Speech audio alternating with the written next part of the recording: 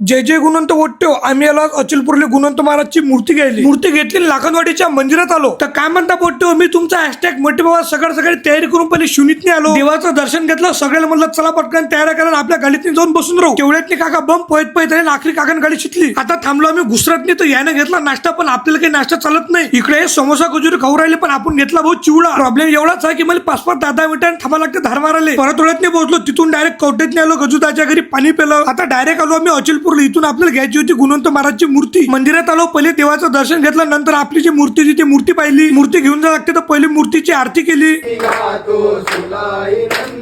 आरती झाल्यावर मूर्ती बाहेर काढली. गाडीत नेऊन आसनावर देऊन पद्धतशीर मूर्ती ठेवून दिली. आता अचलपुरातून आम्ही डायरेक्ट आलो लाखनवाडीला मूर्ती ठेवायची होती. समाधीतलं दर्शन द्यायचं होतं. गाडीतून मूर्ती काढली आणि डायरेक्ट मंदिरात नेऊन आम्ही मूर्ती ठेवून दिली. 5 वाजताची आरती करायची होती तोपर्यंत टाइम होता. समाधीतलं दर्शन केलं. तिथूनच चाललो आलो डायरेक्ट धुनीवर. इथे जेव्हाचा मेळ होता तर मग भत्ता मारून घेतला. 5 वाजले होते तर 5च्या आरतीतनी बसलो. नंतर मग सगळे जण मिळून आम्ही मूर्ती उचलली. तर पोट्टे सगळ्याला जय जय गुणवंत. आजच्यासाठी एवढं भेटू दुसऱ्या ब्लॉग मध्ये. तोपर्यंत सगळ्यांनी हॅशटॅग मोठे बाबा जाता सगळ्यांनी जय जय गुणवंत.